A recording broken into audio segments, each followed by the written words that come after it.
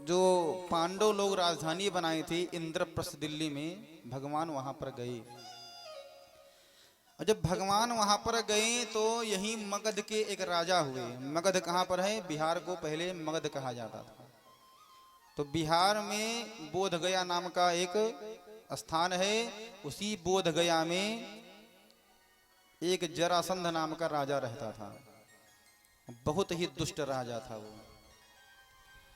उसके आतंक से पूरा मगध जो है वो त्राही त्राही कर रहा था।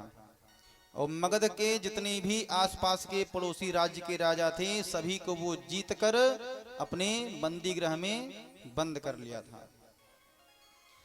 और मगध के ही एक राजा आए भगवान के पास पत्र लेकर के और कहा कि महाराज आप यहाँ पर राजसूय यज्ञ कर रहे हैं, क्योंकि पांडवों के संग में भगवान दिल्ली में राजसूय यज्ञ कर रहे थे। तो उस पत्र जो राजा लेकर के आया था, राजा ने कहा कि महाराज राजसूय यज्ञ तो तब किया जाता है जब सभी राजाओं को जीत लिया जाता है, और अभी जो मगध का राजा जरासंध है उसको तो आपने जीता ही नहीं और आप यहाँ पर राजसूय यज्ञ कर रहे हैं। भगवान ने कहा जरासंध को नहीं मारा। तब भगवान को याद आया कि ठीक है, लेकिन भगवान के सन्मुख संकट है, जरासंध को नहीं मार सकते, क्योंकि जरासंध को कोई सामान्य वस्तु से अस्त्र शस्त्र से नहीं मार सकता था। उसके शरीर के हजारों टुकड़े एक एक टुकड़े में भी 100-100 टुकड़े कर दोगे तब भी वो जरासंध नहीं मरने वाला था। लेकिन क्यों नहीं मरने वाला था? बोले उसको आशीर्वाद प्राप्त था कि जैसे ही कोई उसके टुकड़े को काटेगा तुरंत ही वो फिर जुड़ जाएगा। उसको आशीर्वाद प्राप्त था जरासंध। तो इस कारण से आसपास के जितने भी पड़ोसी राजा थे वो सबको जीत लिया था।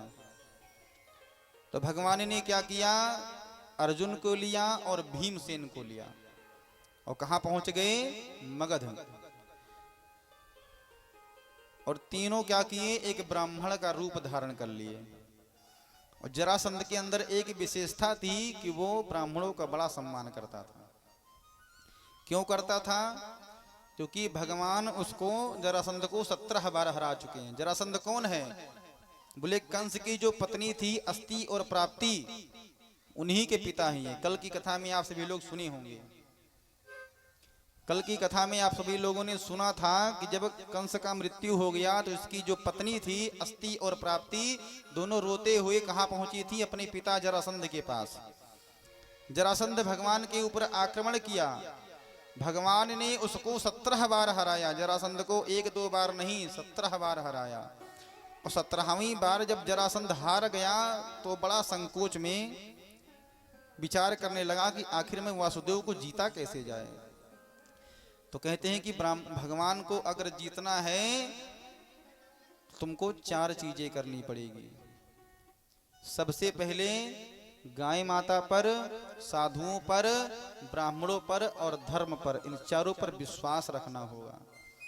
जब तक आप इन 4 चीजों पर विश्वास नहीं करेंगे, यदा देवेषु वेदेषु गोषु विप्रेषु साधुषु, गाय माता पर, ब्राह्मणों पर, साधुओं पर जब तक आप विश्वास नहीं करेंगे, इन पर आस्था नहीं करेंगे, तब तक भगवान की भी कृपा नहीं होने वाली। तो जरासंध ने क्या किया? जब 17 बार हार गया तो अपने द्वार पर गाय की सेवा करने लगा। ब्राह्मणों को अनुष्ठान पे बैठाया और ब्राह्मणों से कहा कि महाराज अगर अब की बार हम हार गए तो तुम्हें कोई बचाने वाला नहीं मिलेगा। और ब्राह्मण देवता माला को लेकर के भगवान से यही प्रार्थना कर रहे हैं कि प्रभु इस बार कृपा करके आप हार जाइए।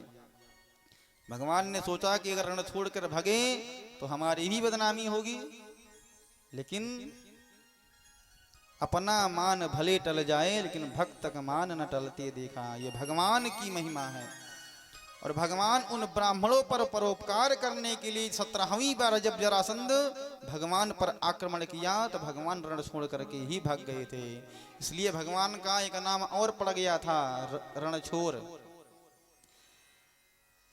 और भगवान जानते थे कि इसको तो अभी हम मार नहीं पाएंगे, तो तीनों क्या किए? एक ब्राह्मण का रूप धारण किए और पहुंच गए भगवान मगध।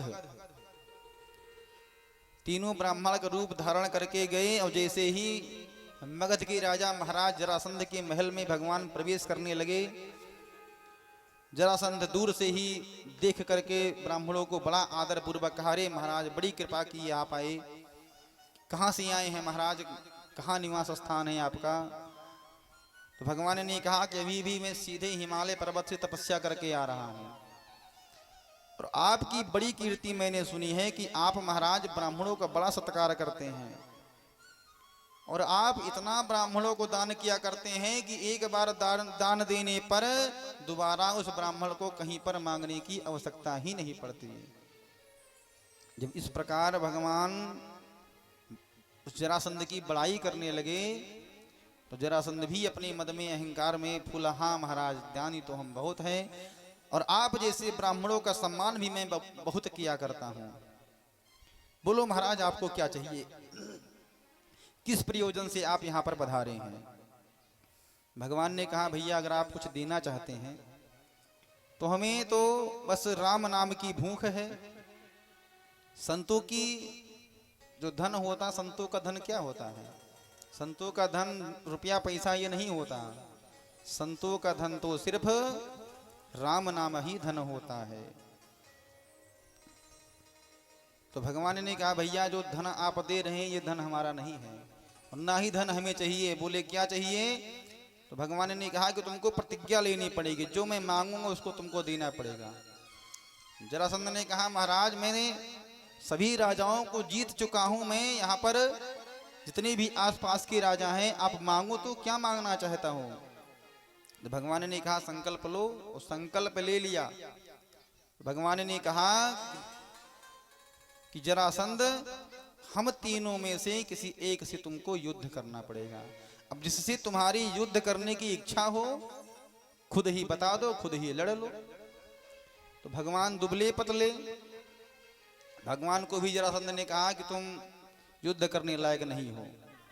अर्जुन जी को देखा, ब्राह्मण रूप धारण किए हुए हैं, पहचान तो सकता नहीं। जब अर्जुन को देखा तो अर्जुन से भी कहा कि ये भी पतले दुबले हैं, ये तो एक ही गदा के प्रहार से मूर्छित अवस्था में पड़ जाएंगे, ये भी हमारे सामने लड़ने योग्य नहीं है। जरासंध ने कहा कि भीमसेन थोड़े तगड़े दिखाई दे रहे हैं, इन्हीं को भेजो हमारे यहाँ युद्ध करने के लिए। जरासंध ने कहा कि भगवान ने कहा कि ठीक है, जाओ भीमसेन को लेकर के। और सुखदेव जी महाराज कहते हैं कि भीमसेन का युद्ध होता, दिन भर युद्ध लड़ते और साथ में एक ही साथ बैठ करके भोजन किया करते, क्योंकि सूर्यास्त के बाद में युद्ध नहीं होता, ये नियम हुआ करता था। दोनों युद्ध करते और शाम के समय भोजन किया करते थे। और एक बार क्या हुआ कि भीमसेन को इतनी गदा जरासंध ने मारी कि जब भीमसेन मूर्छित अवस्था में पड़ने लगे तो भगवान से पूछे, बोले क्या करें प्रभु, आप कुछ बताओ, इसकी मृत्यु कैसे होगी। तब तुरंत ही भगवान ने दूर से इशारा किया, बोले ऐसे।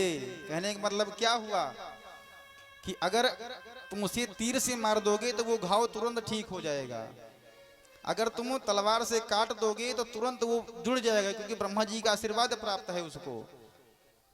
और बोले अगर किसी उस जरासंध को मार करके अगर दूर दूर फेंक दोगे तो जुड़ने वाला नहीं था। जिस प्रकार से चुंबक होता है उसी प्रकार जरासंध का शरीर था।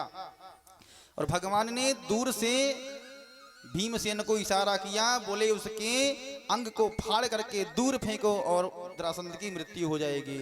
और भीमसेन ने उसी प्रकार किया। युद्ध लड़ते लड़ते अचानक से जरासंध के पास में पहुंचे और उसकी टांगों को पकड़ करके बीच से फाड़ दिया और दूर फेंक दिया। इस प्रकार से जरासंध का अंत हो गया। बोलिए भक्तवत्सल भगवान की जय हो। तो इस प्रकार भगवान दुष्टों का संहार करते हुए